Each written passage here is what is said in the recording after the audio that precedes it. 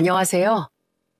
사람은 정직하게 노동해서 당당한 대가를 얻어야 한다고 생각하는 여자입니다. 사실 저건 너무 당연한 이치 아닌가요? 열심히 몸을 움직여서 일당을 벌든 열심히 공부해서 좋은 직장에 들어가든 모든 보상엔 노력이 따르는 법이라고 생각합니다. 그리고 그런 노력보단 누군가에게 빌붙거나 편법 쓰길 좋아하는 사람을 우린 얌체라고 부르곤 하죠. 저는 그런 얌체 같은 사람을 동서지간으로 만나게 됐었는데요. 그 손윗동서가 더 활기를 치고 다닐 수 있게 힘을 보태준 사람은 바로 제 시모였답니다. 그런 두 사람 때문에 저는 수많은 인내의 시간을 보내야 했어요. 그리고 지금은 상황이 어떻게 역전되었는지에 대해 지금부터 최대한 재밌게 이야기를 풀어내 보겠습니다. 회사를 다니던 전 우리나라에서 알아주는 공기업을 다니던 1살 많은 남편을 만나 3년의 연애 끝에 결혼했어요. 그리고 서로 옆 동네던 시댁과 친정에서 멀지 않은 곳에 신혼집을 얻어 결혼 생활을 시작했죠. 결혼을 했던 당시 퇴직 후 쉬고 있던 시부와 달리 시모는 테이블이 12개쯤 되는 국밥집을 운영하고 계셨습니다. 결혼 전 저는 그 국밥집에 초대받아 한번 놀러가 본 적이 있었어요. 식당 내 외부 인테리어는 딱 옛날식으로 정겹고 향수가 물씬 풍기게 잘 되어 있더라고요. 그럼 분위기 국밥집이나 주점 좋아하시는 분들은 어떤 느낌인지 딱 상상이 가실 거예요. 잘 왔다. 앉거라. 내 국밥 한 그릇 아주 맛있게 내어주마. 저는 시모의 환영에 조심스레 테이블에 앉았습니다. 한창 식사 시간인데도 식당 안엔 딱 한 테이블밖에 손님이 앉아있지 않더군요. 그리고 그렇게 손님이 없는 이유를 저는 이내 알게 됐죠. 맛은 둘째치고 위생이 정말 별로였거든요. 식당 천장엔 먼지 거미줄 천지에 제대로 닦긴 한 건지 테이블은 온통 끈적거렸어요. 게다가 수저통에서 꺼낸 수저에 고춧가루 2개가 들러붙어 있는 걸 보고 먹기도 전에 속이 좋지 않아지더라고요. 온 김에 주방도 구경하고 갈래? 식사를 마친 전 시모의 권유에 하늘 수 없이 주방도 들러보게 됐습니다. 홀도 그렇게 지저분한데 주방이라고 깨끗했겠나요? 위생 상태가 심히 의심되는 더러운 바닥에 제대로 정리되지 않은 채 아무렇게나 쌓여있는 식기와 그릇들, 기름때를 전혀 닦지 않는 건지 누런 후드에 타일벽에 지옥의 늪에 빠졌다 나온 듯한 어마어마한 때깔의 냄비들까지 정말 방금 떠먹은 몇 숟갈을 개워내고 싶을 정도로 상태가 좋지 않더라고요. 미안해. 어머니 식당 청결 상태가 썩 좋지 않지? 나도 어머니께 몇 번 위생에 대해 말씀드렸는데 어머니 뭐가 문제인지도 모르시더라. 옛날 분이라 그런가 봐. 그날 저를 시모에게 데려갔던 남편은 민망하고 미안해서 어쩔 줄을 몰라 했습니다. 그래도 그날 시모가 제게 나쁘게 군 것도 아니었고 대접을 해주려는 마음은 잘 느껴졌었어요. 또한 제가 결혼해서 시모와 살 것도 아니었기에 좋은 사람이었던 남편과 결혼하는데 시모 식당이 큰 문제가 되진 않았던 거죠. 좋은 사람인 건 알고 있었지만 결혼해보니 남편은 가족 사랑이 정말 지극한 사람이더군요. 제 친정 부모님과 여동생, 그리고 제 결혼으로부터 1년 뒤 동생과 결혼한 제부에게도 남편은 정말 잘해주었죠. 그런 남편에게 고마워 저도 시댁의 며느리로서 참 잘하고 싶었어요. 그런데 정을 붙이려고 해도 시댁에선 자꾸 기분 상하는 일이 생겼습니다. 시부는 집안일엔 통 관심이 없고 이래도 흥, 저래도 흥인 분이었어요.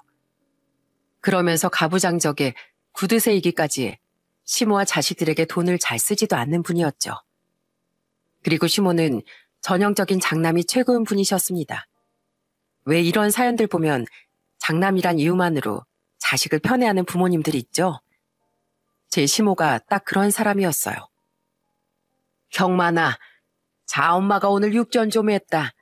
우리 장남 많이 먹어. 경한이 넌 따로 접시 놔줬으니까 네 형 거 욕심내면 안 된다. 처음에 먹을 걸로 남편과 시숙을 차별하는 모습을 보고 정말 깜짝 놀랐습니다. 나중에 남편에게 속상하지 않냐고 제가 더 속상해하며 물으니 남편은 머쓱하게 웃으며 익숙하다고 말하더라고요. 어렸을 때부터 어머닌 늘 형한테 좋은 건 양보해야 한다고 하셨거든. 그래도 나한테 뭘 못 해주신 건 아니야. 오늘도 봤잖아. 큰 걸 형한테 주셨다 뿐이지 내 앞에도 6점 많이 놔주셨어. 그래도 바보 같을 정도로 착했던 남편은 형편이 어려운 상황에서도 자신과 형을 대학까지 졸업시켜준 분들이라며 부모님께 효도하려고 노력하더군요.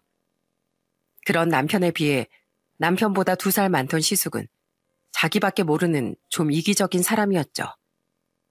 워낙 어릴 때부터 시모가 오냐오냐 했으니 자신이 최고로 대접받는 게 당연해진 거예요. 그리고 시숙의 아내인 저와 동갑이었던 형님은 그런 시숙보다 훨씬 얌체 같고 여우 같은 사람이었어요. 2사람은 시숙이 일하던 중소기업에서 만나 결혼까지 했다고 해요. 이후 제가 결혼한 다음에 형님은 아들을 낳으며 일을 그만두었죠. 아무래도 애는 엄마 정성을 받고 자라야 하는 것 같아요, 어머님. 그래서 애가 초등학교 갈 때까진 애 옆에 꼭 붙어서 키우려고요. 맞벌이를 하지 않는 거야 형님의 자유지만 자꾸 그 피해가 우리에게 오더군요. 형님은 외벌이라는 형편을 들먹이며 계속 얌체짓을 했거든요. 형님은 시모 뒤에 쏙 숨어서 자기는 잘 거들지도 않은 명절 음식 싹쓸이 해가기, 저와 남편이 시부모님께 선물해드린 영양제와 홍삼 슬쩍 가져가기 등 얄미운 짓만 골라 했습니다. 가뜩이나 시숙을 편애하던 시모는 형님의 여우 같은 불쌍한 척에 넘어가 못마땅해 하던 저를 도리어 나무랐죠. 그러니까 형님은 직장으로 치면 상사 눈치 보며 뺀질거리다 일은 다른 사람에게 다 떠넘기는 전형적인 얌체였던 거예요. 그런 형님의 얌체짓은 특히 돈이 관련됐을 때가 활용점정이었습니다. 경아나, 둘째야, 잘 먹었다. 오늘도 계산은 너희가 할 거지? 시모는 남편보다 벌이가 적고 외벌이이기까지 한 시숙을 안쓰러워하며 늘 계산을 우리에게만 시켰습니다.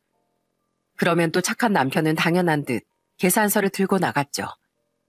그럼 그 옆에서 형님은 항상 더 얄밉게 이런 말을 늘어놨어요. 서방님, 잘 먹었어요. 우리가 한 번은 내야 하는데 이거 미안해서 어떡해요? 우리 상황이 좀 힘들어야죠. 외벌이에 애까지 있잖아요. 게다가 서방님이랑 다르게 우리 남편 월급은 300도 안 되는 거 알죠? 늘 고마워요. 시부는 누가 계산하거나 말거나 벌써 밖에 나가 있고 시숙은 그런 시모와 형님과 함께 인사치레가 끝이었습니다. 그런데 언젠가 한 번은 웬일로 형님이 계산서를 들고 먼저 나가더군요. 그래도 사람이 양심은 있었나 보네. 어쩌다 한 번씩은 계산도 하려고 하고. 저는 형님이 최소한의 양심은 있나 싶어 가방을 정리하고 따라 나갔어요. 그런데 형님은 계산대의 사장님께 싱긋 웃어 보이며 계산서를 그냥 두고 나가더라고요. 음식이 맛있더라고요. 계산은 뒤에 나오는 사람이 할 거예요. 여기 후식 사탕 좀 몇 개 가져갈게요. 하면서 말입니다. 제 뒤를 따라 나오던 남편은 속도 없이 네, 제가 계산합니다. 하며 그걸 또 내고 있었죠. 정말 속이 터지더라고요. 그래도 시댁 모임이 그렇게 잦은 것도 아니었고 처음에야 사정이 나은 사람이 낼 수도 있지 싶었어요. 그런데 그것도 한두 번이지 당연하게 우리에게 모든 걸 떠넘기는 시댁 식구들의 행동에 저도 점점 약이 올랐습니다. 때문에 남편을 몇 번 다그쳐도 봤지만 남편은 제게 미안해하면서도 시댁에 효도를 하고 싶어 하더라고요. 미안해. 그런데 형네가 사정이 여의치 않은 거 맞잖아. 그렇다고 여태 우릴 키워주신 부모님께 돈을 내라고 할 수도 없고 내가 당신하고 처가에 더 잘할 테니까 이해 좀 해주라. 시댁 모임에 드는 돈을 전부 낸다고 해서 살림에 무리가 가는 건 아니었으니 저는 하는 수 없이 남편을 생각하며 참았습니다. 그만큼 남편은 저희 친정에도 잘했고 이렇게 착한 사람인 걸 애초에 알고 결혼했으니 탓을 하려면 차라리 제 탓을 하자고 생각했죠. 하지만 고마워하기는커녕 남편의 호의를 당연하게 생각하는 시숙부부에 대한 얄미움과 장남만 편애하는 시모에 대한 서운함은 제 안에 계속 쌓여만 갔어요. 한 번은 시모와 형님의 계획하에 가족끼리 다 같이 강원도 여행을 간 적이 있습니다. 그런데 다 같이 계획을 짜던 중 형님이 이러더군요. 제가 알아본 숙소 중에 좀 괜찮은 데가 있는데요, 어머님. 아무래도 우리 식구가 7이나 되다 보니까 며칠간 숙박비를 다 하면 못해도 150은 나올 것 같아요. 아, 그래? 얘 둘째야. 들었지? 150이랜다. 황당했습니다. 한두 푼도 아닌 그 큰 돈을 두 사람은 또 당연하게 우리 부부에게 내라고 하는 거예요. 어이가 없어서 한마디 하려는데 거기다 대고 옆에 있던 남편은 네, 어머니, 형수님, 거기 사이트 어디예요? 저 좀 알려주세요. 예약할게요. 하며 진짜로 예약을 해버리더라고요. 그리고선 집에 와서 화를 내는 제게 자기 용돈을 반납하겠다며 고개를 못 들었죠. 우리 부모님이 살면서 여행을 많이 못 가보셨어. 그래서 이렇게라도 기분 좋게 모시고 여행 다녀오고 싶었어. 형네는 어차피 돈이 없잖아. 남편이 어린 시절 많이 힘들었다는 사실을 잘 알고 있었기에 저는 또 끝까지 화를 내지도 못하고 넘어갔습니다. 또한 그날 집에 오는 길에 저는 친정아빠의 전화를 받고 남편이 회사에서 받은 보너스 중 일부를 용돈으로 보내드렸다는 걸 알게 됐어요. 그런 사람에게 어떻게 자기가 번 돈으로 효도하지 말라고 제가 더 화를 낼 수 있었겠습니까? 하지만 여행을 가서도 시모의 편애와 형님의 여우짓은 계속됐죠. 아유, 잘 먹었다. 얘 경아나 둘째야. 여기 계산서. 2박 3일 내내 저희 부부는 밥을 전부 샀습니다. 그래도 미안한 마음은 있었는지 딱 한 번은 시부가 계산을 했었죠. 그때도 시숙 부부는 끈도 없는 신발을 괜히 만지작거리고 울지도 않던 자신들의 아들을 달래는 척을 하며 그런 시부를 모른 척 하더라고요. 그러다 마지막 저녁 식사 땐 좋은 걸 먹어야 한다며 형님은 자기가 알아본 지역 특산물 맛집에 가족들을 데려갔습니다. 그곳에선 무려 100만 원이 나왔죠. 형님과 시숙은 또 은근슬쩍 먼저 자리에서 일어나 버리더군요. 그리고 그때 제 표정이 정말 좋지 않았는지 시모가 제 눈치를 보며 이런 말을 하더라고요. 네가 이해 좀 해줘라 둘째야. 네 형님 너무 짠하지 않니? 네 시숙 월에 고작 280인가 받는다더라. 그걸로 새 식구 생활비 하랴, 집 대출금 내랴 애 키우랴. 난 큰애만 생각하면 불쌍해서 눈물이 난다. 참 기가 찼습니다. 자기들이 좋아서 얻은 집 대출금 내고 자기들이 좋아서 낳은 애 키우는데 대체 뭐가 짠하다는 건지 모르겠더라고요. 바보 같은 남편은 괜찮아요. 여유 있는 사람이 내면 되죠. 하며 또 계산을 해버렸죠. 가장 짜증났던 건 그 비싼 음식을 공짜로 먹어놓고 나와서 형님이 한다는 말이었어요. 아, 배불러. 근데 이 집 맛은 좀 별로였다. 그치, 동서? 다음엔 더 맛있는 거 사줘. 그땐 진짜 너무 얄미워서 못 참겠더군요. 결국 저는 그런 형님에게 싸늘히 쏘아붙였어요. 형님, 돈이야 저희가 낼 수 있다지만 그렇게 말하시면 돈 낸 사람 맥 빠지죠. 그건 예의가 아닌 것 같아요. 그러니까 어디 가서 얻어먹을 땐 그런 말 하지 마세요. 손절당해요. 뭐? 아니 동서, 내가 내 입 가지고 식당 맛 평가도 못해? 민망했는지 형님은 얼굴을 붉히며 제게 쏘아붙였습니다. 시모 또한 어디서 형님에게 그런 말을 하냐고 저를 나무랐죠. 그리고 옆에서 그 모습을 지켜본 남편은 든든히 제 편을 들어줬어요. 저희 집사람 말이 다 맞는데 왜 형수님 편을 드세요, 어머니? 저 이 여행 기분 좋게 오고 싶어서 비싼 숙박비랑 밥값도 전부 낸 거예요. 근데 그걸 다 이해해준 저희 집사람이 기분 상한다는 말도 마음대로 못하나요? 저도 형수님 말에 기분 상했는데 이 사람은 어땠겠어요? 제가 돈이야 쓸 수 있지만 저희 집사람한테 다들 함부로 하지 말아주세요. 이럴 때까지 호구처럼 다른 식구들 편을 들면 어쩌나 염려했건만 남편은 선은 확실한 사람이더라고요. 평소엔 웃기만 하던 남편이 정색을 하며 말하자 그제야 시모와 형님은 아무 말도 못하고 입만 삐죽 내밀었죠. 시모가 시숙 부부를 편애하긴 했지만 앞서 말했듯 저희 부부를 구박하거나 한 건 아니었습니다. 시댁에 가면 반겨도 주고 가끔 우리도 챙겨주곤 했죠. 그랬기에 저도 효자 남편을 위해 그냥 며느리 돌인 다 하고 참으면서 산 거예요. 그런데 제가 결혼한 지 3년 뒤 드디어 딸을 낳으며 시모에 대한 서운함이 터지고 말았습니다. 에휴, 큰애처럼 아들을 낳았어야지. 내가 말했잖아. 딸은 시집가면 다 소용없다니까. 제가 알기로 시모는 형님이 아들을 낳았을 땐 자기 삼짓돈 모아 100만 원을 건네줬었습니다. 그런데 축하한다는 말은커녕 이제 막 애를 낳은 제게 저런 소리를 하더라고요. 결국 서운함이 폭발한 전 그런 시모에게 소리를 빽 질렀어요.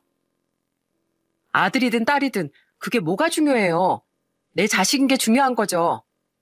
가뜩이나 힘도 없는데 왜 막 애 낳은 며느리 보러 와서 속을 뒤집어 놓으세요. 그리고 그놈의 형님 좀 그만하세요.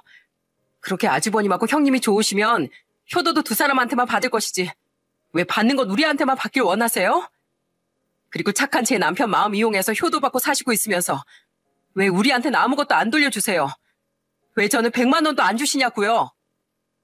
예, 너 그깟 100만 원 때문에 서운해서 지금 이러는 거니? 그게 아니라 여태 서운했던 게 그깟 100만 원도 안 주면서 이상한 말만 하는 어머님을 보고 터진 거죠. 저 쉬어야 하거든요? 그러니까 계속 제 속 뒤집으실 거면 그만 나가주세요. 아버님, 어머님 좀 오시고 그만 가주세요. 어머, 얘 봐라. 속은 밴댕이 소갈딱지만 해가지고. 정말 그땐 시모가 꼴도 보기 싫었습니다. 제가 화를 내자 시모는 미안해하기는커녕 놀라며 오히려 저를 타박했죠. 그리고 그때 옆에 있던 남편은 그런 시모를 병실 밖으로 밀어내며 화를 냈어요. 제 아내 속이 밴댕이 소갈딱지만 하다고요? 여태 가족들한테 제가 다 퍼다줘도 참아준 대인배가 바로 제 아내예요. 그런데 그런 제 아내에게 애 낳느라 수고했다는 말은커녕 어떻게 왜 딸을 낳았냐는 말을 하실 수가 있어요? 저요, 안 그래도 자꾸 형수랑 제 아내까지 차별하는 어머니께 서운함이 커지고 있었거든요? 그래도 가족의 평화를 위해서 꾹 참았는데 더는 참지 않겠습니다. 이제 저도 애도 태어났고 제 가족을 제일 우선시하면서 살 거예요. 앞으로 외식비든 뭐든 저희 집사람이 허락해주지 않으면 한 푼도 쓰지 않을 겁니다. 남편의 폭탄 발언에 시모는 입이 떡 벌어진 채 쫓겨났습니다. 시부는 그런 시모에게 신경질을 내며 제게 미안하다는 말을 하곤 병실을 떠났죠. 그래도 이번엔 자신이 심했다 싶었는지 얼마 뒤 시모는 절 찾아와 50만 원을 건네주더군요. 그리곤 제 손을 잡고 사과를 했죠. 100만 원이 아니라 미안하다. 너도 알다시피 내가 장사가 요즘 잘 안 되지 않니? 그래서 저번엔 진짜로 돈이 없었어. 그리고 내가 옛날 사람인지라 자식은 무조건 아들의 장남이 최고인 줄 알고 살았다. 그게 우리 경환이나 너한테 상처를 줄 줄은 몰랐구나. 그래, 딸도 소중한 자식이지. 그때 내가 아들이 아닌데 좀 실망해서 실언을 했다. 미안하구나. 이렇게 사과할 테니 마음 풀어다오. 마음이 다 풀린 건 아니었지만 그래도 먼저 손 내밀어준 시모에게 더 이상 자존심을 부리진 않기로 했습니다. 하지만 그 뒤 저는 제게 모든 결정권을 남긴 남편에게 절대 시댁 모임에 들어가는 돈을 다는 못 내게 했죠. 시모에게 크게 실망했던 남편 또한 이젠 부모 형제보단 저와 아이를 먼저 생각하겠다고 다짐했고요. 제가 진심을 담아 남편에게 이런 조언도 해줬거든요. 당신이 효자인 건 알겠지만 그걸 당신 부모랑 형제도 알아줬을 때 가족 사이가 더 끈끈해지는 거야. 근데 가족들은 고마워하긴커녕 당신하고 날 호구로만 여기고 있잖아. 그러니까 지나친 배려는 오히려 우리와 가족들 사이를 멀어지게 만들 뿐이야. 우리가 돈을 전부 내지 않으니 자연스레 시댁 모임 횟수도 줄어들더군요. 참 기가 찬 일이었죠. 그렇게 시간이 흘러 어느덧 저희 딸이 돌이 지나자 저도 슬슬 맞벌이를 하러 재취업 자리를 알아보기 시작했어요. 전 회사는 육아휴직을 현실적으로 쓰기 어려운 곳이라 퇴사했었거든요. 그리고 딱 그 당시에 시모는 그 장사 안 되던 국밥집을 결국 내놓게 됐어요. 나도 이제 늙어서 음식 장사하기가 힘이 드는구나. 참 아쉽게 됐어. 하지만 저는 시모가 힘이 들어서 식당을 내놓은 게 아니라는 걸 잘 알고 있었습니다. 시모는 가게가 정말 망하기 직전이라 한운 수 없이 가게를 접어야 해야 했던 거예요. 그동안 그래도 시모를 위하는 마음에 최악인 인터넷 리뷰를 몇 번이나 시모에게 보여줬었기에 저는 가게가 망한 이유를 잘 알고 있었죠. 물론 시모는 들은 척도 하지 않았지만은요. 여기 식당 가지 마세요. 국밥에서 날벌레 나왔는데 절대 조리 중에 들어간 거 아니라고 박박 우기더군요. 비위상에서 다 남기고 나왔습니다. 여기 식당 불친절하고 더러움의 끝이에요. 다음 생에 태어나도 재방문 의사 없어요. 하는 리뷰가 수두룩했었는데 말이죠. 이렇게 더럽고 불친절했으니 시모의 가게는 끝내 망하게 이르렀던 거예요. 그런데 가게를 접는다는 시모의 말을 들은 지 며칠 뒤 저는 문득 엄마 생각이 났습니다. 저희 가족은 할머니가 돌아가시며 제 나이 18에 서울로 이사를 왔었는데 할머니는 저희 고향에서 원래 꽤 입소문난 국밥집을 운영하셨었어요. 특히 할머니 가게 놀러가 먹던 순댓국밥 맛이 아주 기가 막혔죠. 엄마는 가끔 할머니 가게 일을 도우며 할머니께 국밥 비법을 배우셨었고요. 게다가 서울에 올라와서도 엄마는 국밥집을 포함한 여러 식당에서 일을 하셨었어요. 당시에 저도 재취업을 할까 아니면 다른 뭔가를 시작해볼까 고민하던 차라 문득 그런 엄마 국밥집을 운영하면 어떨까 하는 생각이 들었던 거예요. 그런데 그런 저와 텔레파시가 통했던 걸까요? 때마침 엄마에게서 전화가 걸려오더라고요. 우리 큰딸 뭐해? 난 그냥 있지. 엄만 일해? 이번에 식당 주인 새로 바뀌었다며. 그 사장 갑질이 그렇게 심하다더니 좀 괜찮아?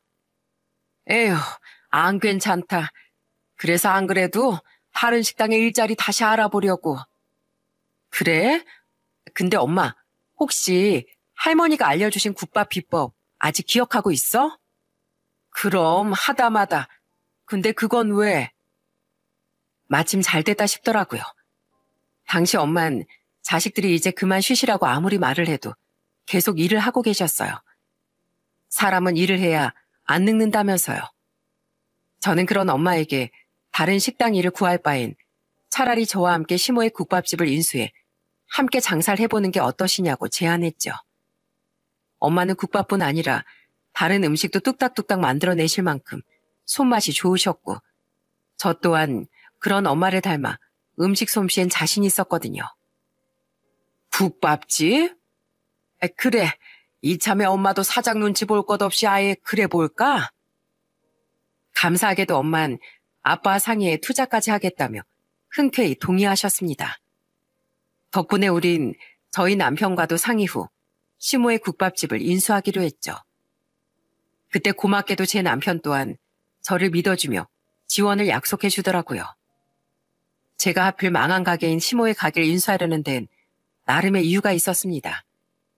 다른 곳보다 이 서울에서 그나마 월세가 좀 저렴했고 앞서 말했던 것처럼 예스러운 인테리어가 마음에 쏙 들었던 거죠. 저는 인수 이야기를 하기 위해 시모의 가게를 찾아갔어요. 어머님, 아직 가게 안 나갔죠? 그럼 이 가게에 저랑 저희 엄마가 인수할게요. 뭐? 너랑 사부인이? 네, 저희 엄마도 국밥엔 일가견이 있으셔서 같이 장사 한번 해보려고요. 그래? 안 그래도 가게가 안 나가서 걱정했는데 그럼 나야 좋지 뭐. 어떻게 보면 네가 내 가게를 이어받는 거나 마찬가지잖니? 이어받아요? 그럼 저 어머니께 권리금 안 드려도 되나요? 뭐? 말도 안 되는 소리 하고 있어. 가족이어도 돈 관계는 철저히 해야지.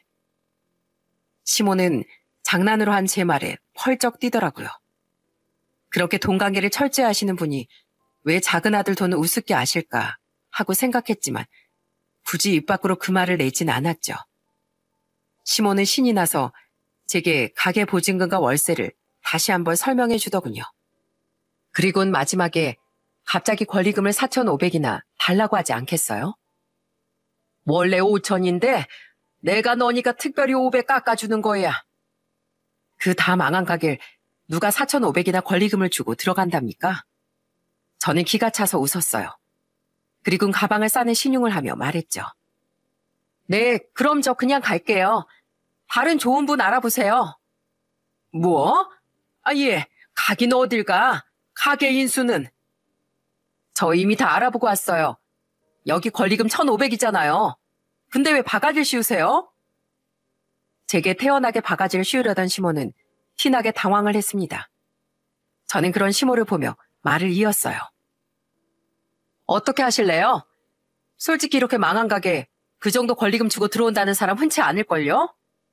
그나마 제가 이 가게 인테리어가 마음에 들어서 그 돈 드리겠다는 건데 저한테 넘기실래요? 아니면 다른 분 찾으실래요?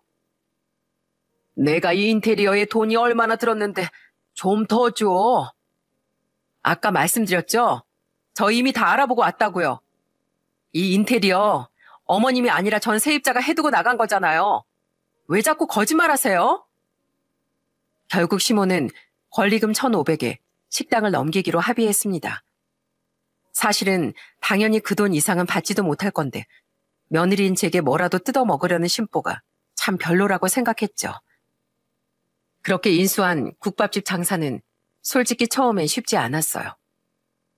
워낙 이미 소문이 안 좋았고 평이 바닥인 곳이었으니까요. 하지만 이미 각오했던 전 우선 가게 이름과 간판부터 바꿨습니다. 사실상 새 가게를 오픈한 거나 마찬가지였죠. 그리고 저는 요즘에 마케팅이 중요한 시대인 걸 알고 있었어요. 때문에 고민 끝에 그리 유명하진 않아도 조금은 인지도가 있는 연예인들을 섭외해 사인회도 몇 번 열었습니다. 가격을 알아보니 생각보다 그렇게 비싸지 않았거든요. 처음 사인회를 진행할 연예인분을 섭외할 때 든 돈이 200만 원 정도였죠. 안녕하세요, 사장님. 혹시 인터넷 마케팅 광고가 필요하시면 언제든 편하게 문의 주세요.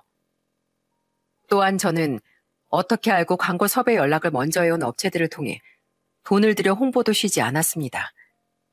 아무리 엄마와 동업을 하고 남편의 지원을 받았다고 한들 과감하게 그런 투자를 할 수 있었던 건 엄마와 제 음식 맛에 대한 자신감 때문이었어요. 다행히 꾸준한 홍보 끝에 가게를 인수한 지 6개월이 지나자 서서히 반응이 오기 시작하더군요.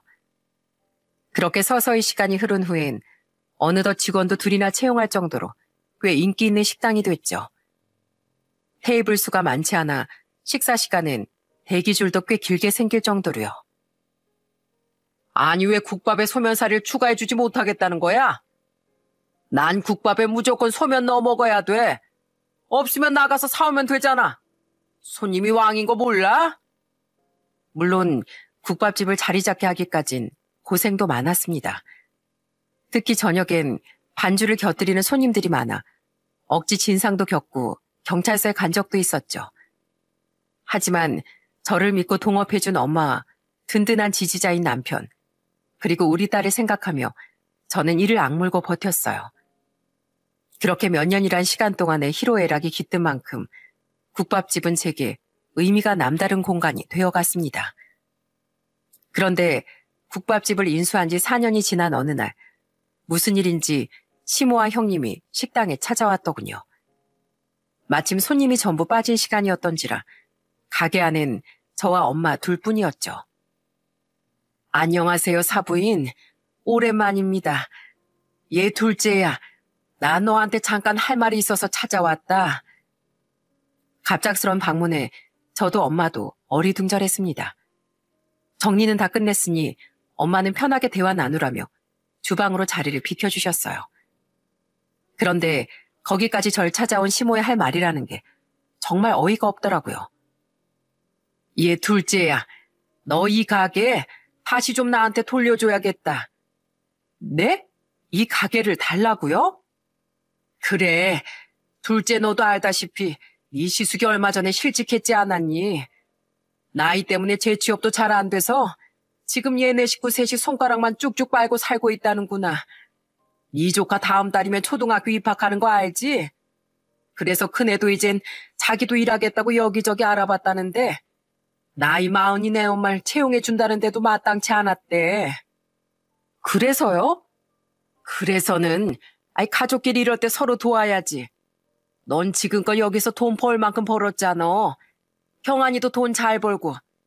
그러니까 네 형님하고 시수기배 풀치 좀 할 수 있게 이 가게 넘겨줘라. 황당하시죠? 저 말을 실제로 들은 저는 어땠겠나요? 저는 그 말 같지도 않은 말에 허하고 헛웃음을 지으며 반박하기 시작했어요.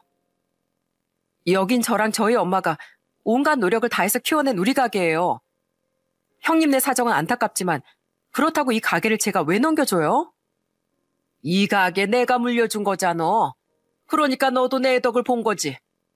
그럼 너도 나한테 받은 은혜 이 형님한테 나눠주면 좀 좋아? 그래 동서, 서로 돕고 살아야지. 동서 여기 고작 1,500에 넘겨받았다며. 어머님이 인심 쓰셨네. 그 1,500 어머님이 다시 동서한테 돌려주신대. 그러니까 이제 나한테 여기 넘겨줘. 원래 여기 어머님 가게잖아. 나 인터넷 보고 국밥 만드는 법도 대충 다 배워놨어. 아, 근데 여기 디자인은 좀 구리다. 인수하면 디자인부터 세련되고 모던하게 좀 바꿔야겠어. 동서, 어머님이 권리금 돌려주시면 인테리어 새로 하게 그 돈 나한테 다시 좀 빌려줄래? 여기 장사 잘 되니까 내가 얼른 모아서 갚을게. 떡 줄 사람은 생각도 않는데 시모 옆에 있던 형님은 이미 잔뜩 신이 났더군요. 자신의 상상 속에서 이미 형님은 제 국밥집의 사장이 된 모양이었어요. 저는 어이가 없어서 절대 제가 가게를 넘겨주는 일은 없다고 딱 잘라 말했습니다. 그러자 시모는 발끈하며 적반하장으로 제게 화를 내더라고요. 내가 살면서 너를 얼마나 많이 배려해줬니? 딸 낳은 너한테 100만 원 안 줬다고 삐진 것도 하도 경환이가 나한테 먼저 사과하라기에 50만 원이나 주면서 미안하다고 하지 않았니? 게다가 네가 경환이 조종해서 그동안 턱턱 내던 외식비, 여행비 다 못 내게 한 것도, 그래서 가족 모임이 현저히 줄어든 것도 속상했지만 내 꾹 참았다. 그런데 어떻게 힘든 이 시숙네 한번 도와주라는 그거 하나를 딱 잘라 거절하니? 맞아 동서, 가는 배려가 있으면 오는 배려가 있어야지. 마음 좀 곱게 써라. 알았어. 2천. 내가 어머님한테 부탁해서 권리금 2천에 여기 인수할게. 그러면 됐지? 아, 손이 사람이 내가 마음 한번 넓게 쓴다. 형님은 그 옆에서 2천이라는 말 같지도 않은 말을 늘어놓았습니다. 그것도 자기 돈도 아닌 시모 돈을 가지고 멋대로 말이죠. 저는 그들의 입을 꾹 닫게 하기 위해 따박따박 맞는 말만 골라 쏘아댔어요. 한 사람이 다 부담을 짊어지지 않으면 못할 정도의 모임은 애초에 안 하는 게 맞죠. 그건 모임이 아니라 자선 파티 아닌가요? 왜 똑같은 자식인 저랑 제 남편만 고마운 줄도 모르는 식구들한테 베풀어야 돼요? 그리고 미안할 일을 하셨으면 사과하는 게 당연한 거지. 그게 무슨 배려예요? 그동안 아주버님네가 우리한테 얻어먹은 것만 해도 이 가게 권리금은 나올 것 같은데 그 이상의 도움을 우리가 왜 줘야 하나요? 뭐? 그리고 형님, 그동안 제가 아무리 배려를 해드려도 오는 배려가 하나도 없었는데 형님이 그런 말하기 참 염치 없다고 생각하지 않으세요? 그리고 권리금 2천이든 3천이든 간에 저는 내놓을 생각 없어요. 무슨 날강도도 아니고. 어머님, 동서 말하는 말본새 좀 봐요. 빨리 뭐라고 좀 해보세요. 저 아직 말 안 끝났어요, 어머님. 어머님은 이 가게를 저한테 물려줬다고 하시는데 저는 법적으로도 아무 문제 없게 제 돈 내고 이 가게 인수한 거예요. 돈 계산은 철저히 해야 한다고 먼저 그러신 건 어머님이잖아요. 저한테 바가지 씌우려다 딱 걸린 것도요. 그리고 어머님 원래 이 가게 어떻게 운영하셨어요? 테이블을 언제 닦았는지도 모를 만큼 찐득거리고 수저엔 물 얼룩에 고춧가루가 그대로 묻어있고 매장 안에서 바퀴벌레 봤다는 사람들 평도 허다하던데 그렇게 더러운 데다 불친절하기까지 했으니 식당이 망한 거잖아요. 그래서 울며 겨자 먹기로 이 식당 내놓으셨던 거잖아요. 아니, 그렇긴 해도 거봐요. 할 말 없으시죠? 부동산 주인이 그러는데 하루에 손님 딱 한 팀만 받은 날도 허다하셨다면서요. 그래서 저한테 권리금까지 챙기고 여기 넘길 때 무지속 시원해 하셨잖아요. 그런데 이제 와서 제가 다 살려놓으니까 그걸 형님을 주라고요? 아무리 장남이 좋다고 해도 사리 판단은 똑바로 하고 사셔야죠. 자신이 식당을 말아먹은 것도 바른 말도 전부 맞는 말뿐이었으니 시모는 아무 말도 못하고 합주기가 됐습니다. 저는 거기에서 그치지 않고 식당을 못 빼앗을까봐 전전긍긍하던 형님에게도 소리쳤어요. 그리고 형님 내가 왜 살기 어려워졌는데요. 전 애가 돌이 지났을 때부터 경제활동에 뛰어들었어요. 그런데 형님은 애가 8살이 될 때까지 일은 한 번도 않고 애 키우는데 집중하고 싶다더니 툭 하면 애 어린이집에 보내고 동네 엄마들이랑 브런치에 치맥에 놀러 다니고 다 다니셨잖아요. 아주버님이 벌어온 돈으로 한 끼 10만 원도 넘는 식당들도 실컷 돌아다니면서요. 어머님은 모르셨겠지만 저는 형님 SNS 다 봤거든요. 그래놓고 어디 이제 와서 피 같은 내 가게를 내놓으라 말아요. 돈 필요하면 직장을 구하든 형님도 다른 가게를 인수하든 알아서 해야죠. 제가 자신의 SNS를 봤을 거라곤 생각 못했는지 형님은 당황에 맞지 않았습니다. 늘 형님의 새치어에만 휘둘렸지 그런 사실은 전혀 몰랐던 시모는 당황스러운 듯 형님을 쳐다봤죠. 거기에 더해 저는 시모에게 한 가지 더 덧붙여 말했어요. 그렇게 아주버님 내가 좋으면 앞으로 효돈 아주버님네한테만 다 받으세요, 어머님. 어머님이 이 가게 저한테 넘기신 뒤에 제 남편이 드리기 시작한 용돈 30만 원 있죠? 그거 사실 저희 엄마가 먼저 드리라고 권유하신 거예요. 아버님이 주는 턱없이 적은 생활비 받고 사시면서 어머님이 얼마나 힘드시겠냐고요. 게다가 저희 엄마가 요즘 장이라도 한번 보면 10만 원 우습게 나가는데 50 정도로 올려드려야 하지 않냐고 또 말씀하시더라고요. 그래서 저랑 남편도 고민하고 있었거든요. 근데 50이든 30이든 이제 그 용돈도 안 드릴 거예요. 뭐, 용돈을? 아유, 갑자기 여기서 용돈 얘기가 왜 나오냐? 갑자기 용돈이 끊기게 생기자 시모는 기겁을 하더라고요. 저는 그런 시모에게 그동안의 원망을 담아 말했어요. 저랑 남편은 아무리 어머님이 아주버님네만 편애하셔도 자식으로서 도리는 하려고 했어요.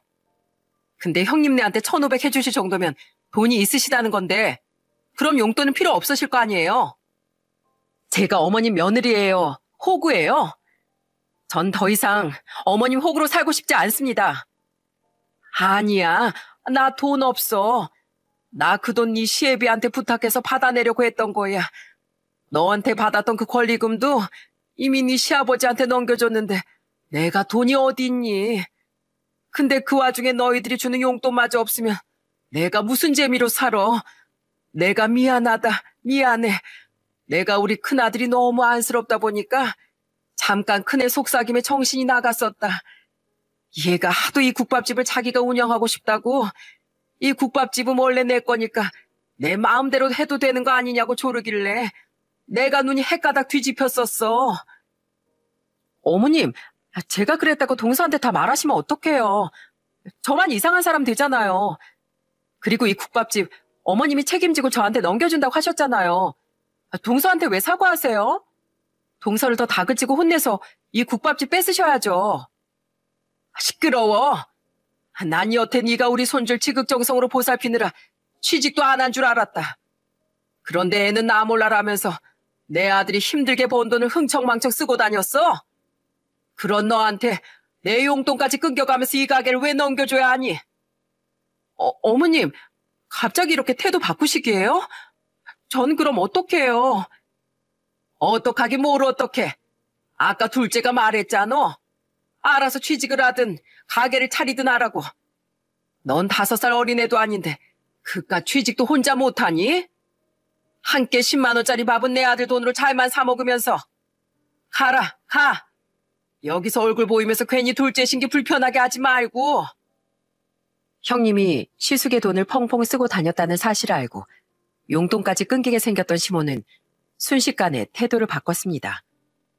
그런 시모의 행동에 형님은 울상을 지으며 가게를 뛰쳐나가 버리더라고요. 그리고 시모는 그런 형님을 따라가지 않고 제 눈치를 보며 물었어요. 예, 사부인이 정말 용돈 50만 원으로 올려주라고 했니? 내가 오늘은 큰애 속삭임에 홀려서 너한테 큰 실수를 했다. 미안하구나. 내 이렇게 사과하마. 마음 풀려무나. 생각해보고요. 저 오늘 정말 감정이 상할 대로 상했거든요. 그래. 아휴, 그럴 만도 하지. 아무튼 늙으면 정신이 나가서 주책 맞는다니까. 아차, 내 정신 좀 봐라. 너 저녁 장사 준비해야지. 바쁜 애 시간을 내가 너무 많이 뺏었구나. 둘째야, 내가 진짜 미안하다. 알았지? 나 지금 마음속으로 두 손 들고 반성도 하고 있어. 그러니까 꼭 마음 풀기다. 내 오늘은 이만 가마. 저기 사부인, 안에 계시죠? 저 이만 갑니다. 갑자기 이렇게 찾아와서 실례가 많았어요. 둘째야, 우리 며느리 오늘 장사도 화이팅이다. 시모에게 용돈의 존재는 정말 중요하긴 했던 모양입니다. 연신 제 손을 잡고 쓰다듬더니 주방에서 나오던 저희 엄마께 인사를 하곤 후다닥 나가버리더군요.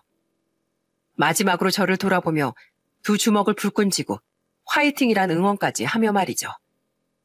그런 시모가 사라지자마자 엄마는 박장대소를 하셨어요. 아이고, 우리 딸이 이렇게 대찬 성격인 줄 엄마가 처음 알았네.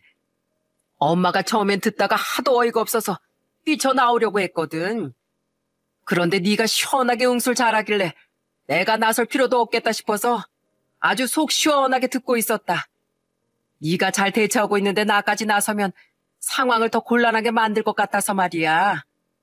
아휴, 사부인도 참 나이 들어서 왜 저러신다니. 그래도 너한테 이해하라고 못하겠지만 그냥 그러려니 해라. 옛날 사람 중엔 저런 사람 많았어. 게다가 평생 그래도 힘들게 사셨는데 용돈 30, 50에 며느리 눈치 보는 입장이 얼마나 딱하니. 같은 시대에 살아오신 분이어서일까요? 딸 가진 엄마로서 속이 상하긴 하지만 그래도 자식된 입장으로 그냥 시모를 이해하라고 엄만 말하시더군요. 구태여 용돈도 끊지 말라고요. 그래도 김서방을 힘들게 키워주신 분인데 당장 그 용돈 없으면 사부인 생활은 어떡하니? 보니까 너무 악독한 양반은 아니던데 여기서 한술 더 떠서 굳이 사이 악화시키는 건 현명하지 않은 것 같구나. 그러면 김서방도 내심 속상해할 거야. 김서방 참 착하고 좋은 사람이잖니. 근데 너 용돈 50만 원 얘기 뭐야? 엄만 그런 말 한 적도 없는데. 그냥 한 소리야, 엄마. 둘이 분열이나 좀 더 일어나라고. 그래 앞으로 둘이 똘똘 뭉쳐서 내 속 뒤집어 놓는 일 좀 더 안 할 거 아니야. 이후 저에게 그날 이야기를 들은 남편은 시모에게 전화해 크게 화를 냈습니다. 그리곤 이건 아니다 싶었는지 시숙에게까지 전화해 이러더라고요. 형, 아무리 이기적이어도 경훈이 있어야지. 내가 동생으로서 진짜 이런 말 안 하고 싶었는데 형수님 관리 좀 똑바로 해. 집사람 말처럼 무슨 날강도도 아니고 어머니 뒤에 쏙 숨어서 이게 뭐 하는 짓이야? 또 우리 집사람한테 이런 신뢰하면 나도 가만히 안 있겠다고 전해. 그리고 나 그땐 형도 안 봐. 자기가 생각해도 심했다 싶었는지 그 이기적이던 시숙 또한 남편과 제게까지 사과를 했습니다. 그 이후 형님은 시숙에게 호되게 한 소리를 정말 들은 것 같더라고요. 그리고 얼마 뒤 시모가 제게 전화해 조심스레 묻더군요. 저 둘째야, 저번에 사부인이 내 용돈 50으로 올려주라고 했다지 않았니? 근데 이번 달 용돈도 30밖에 안 들어왔던데? 올려드리려고 했었는데 말씀드렸듯이 저 그때 마음이 정말 많이 상해서요. 30이 너무 적어서 마음에 안 드세요? 그냥 그것도 드리지 말까요? 아니다. 아니야. 그래. 네 마음 충분히 이해한다. 그럼 앞으로 내가 잘하면 50으로 올려줄 생각은 있는 거지? 어머님 하시는 거 봐서요. 그래, 당연하지. 내가 앞으로 정말 잘하마. 네, 제발 부탁인데 형님네랑 저희랑 차별도 좀 하지 마시고요. 효도란 효도는 제 남편이 다 하고 있는데 어머님이 그러실 때마다 제가 남편이 얼마나 안쓰러웠는지 아세요? 제 남편도 똑같이 소중한 어머님 자식인 걸 제발 잊지 말아주세요. 그리고 어머님이 저한테 잘해주시면 저도 당연히 며느리로서 더 잘할 거예요. 제 남편을 키워준 부모님이시니까요. 저는 이때다 싶어 제발 시모에게 제 남편 좀 차별하지 말아달라고 부탁했습니다. 그때 알겠다고 냉큼 대답한 말이 진짠지 이후 시모는 정말 제 눈치를 많이 봤어요. 또한 그때 제게 들은 이야기로 형님에겐 정말 크게 실망한 건지 형님에 대한 태도는 냉랭해졌죠. 그리고 그로부터 몇 해가 지난 지금 형님은 지금 시모에게 완전히 구박대기가 되어 있습니다. 이해, 너 이번에 카드값 얼마나 나왔어? 150이요. 뭐? 150? 너 생활비 우리 아들이 따로 주지 않어? 근데 혼자서 150을 썼다고? 우리 아들이 겨우겨우 재취업한 회사 월급이 300인데? 아휴, 넌 대체 할 줄 아는 게 뭐니? 겨우 취업했다 싶었더니 한 달도 안 돼서 그만두고 또 겨우 취업했다 싶었더니 사고 쳐서 잘리고. 너 우리 아들한테 들어보니까 너 회사에서도 얌체처럼 일은 안 하고 날로 먹으려다가 걸린 게 한두 번이 아니라며? 그래서 따돌림 당해서 그만두고 수습기간에 잘리고 한 거잖아. 넌 그 썩어 빠진 성격부터 좀 고쳐. 어머님, 왜 제 성격 가지고 뭐라 그러세요? 예전엔 우리 친했잖아요. 그땐 내가 네 여우짓에 깜빡 속았던 거지. 그때 너 때문에 괜히 둘째한테 더 못한 것만 생각하면 내가 아주 미안해서 돌아가시겠다. 넌 둘째보다 나은 게 대체 뭐니? 애 학교 들어가면 열심히 맞벌이 하겠다더니 진득하게 돈도 안 벌어. 내줘도 잘 못해. 그렇다고 네가 알뜰하게 살림을 해서 둘째처럼 우리 여행이라도 보내주니 용돈을 주니? 아이 빨리 설거지나 해라. 둘째야, 조금만 기다리렴. 내가 금방 과일 깎아다 주마. 시모는 여전히 혼자 가족을 부양하는 시숙을 보며 형님을 완전히 눈엣 가시로 여기게 됐습니다. 잠깐이야 형님의 여우짓에 넘어갔었다지만 이젠 콩깍지가 벗겨진 거죠. 반면 그때 이후 눈치를 보게 된 제겐 시댁에 가면 손에 물도 한 방울 못 묻히게 하곤 잘해주고 계세요. 아무리 그때 일로 마음이 상했다고 한들 저는 여전히 용돈을 끊지도 않고 며느리 도리를 다 했거든요. 엄마 말씀대로 사랑하는 남편의 부모님이었으니까요. 여행도 보내드리고 때때로 용돈과 별개로 선물도 챙겨드렸죠. 그랬으니 이제는 제 눈치를 봐서가 아니라 진짜로 저를 많이 좋아하시는 것도 같더라고요. 이렇게 여우짓을 하며 모든 걸 날로 먹으려던 형님은 지금 완전히 시댁에서 찬밥 신세가 되어 살고 있습니다. 반면 더럽고 치사해도 며느리 도리는 지키려고 노력했던 전 시모에게 아주 귀한 며느리 대접을 받게 됐죠. 또한 제 남편이 예전처럼 마냥 베풀고 살지 않으니 시모는 오히려 제 남편이 그동안 생색도 내지 않고 얼마나 희생했었는지 드디어 깨닫게 된 것 같더라고요. 때문에 시모는 전만큼 시숙과 남편을 차별하지 않고 가끔은 제 남편을 먼저 챙겨줄 때도 있답니다. 하지만 남편은 이제야 시모에 대한 서운함이 한 번씩 차오르는 건지 요즘엔 시댁보다 저희 친정 부모님께 더 잘해주곤 해요. 그런 남편에게 고마워 저는 앞으로도 조금은 얄미운 시댁에 어느 정도 도리는 다하는 며느리로서 쭉 살아가려고 하죠. 여러분, 제 형님을 보면 알 수 있듯 세상에 대가 없는 공짜는 없답니다. 지금 당장은 쉽게 날로 먹을 수 있을 것 같아도 언젠간 미천이 반드시 드러나게 돼 있더라고요. 그러니 괜히 얌체처럼 행동하다 나중에 후회하는 일보단 당장은 손해보는 것 같더라도 내 몫은 다하는 것이 현명한 삶의 태도인 것 같다고 말하고 싶네요. 제 긴 사연 끝까지 들어주셔서 감사드립니다. 그럼 전 이만 여기서 인사드릴게요. 모두 안녕히 계세요.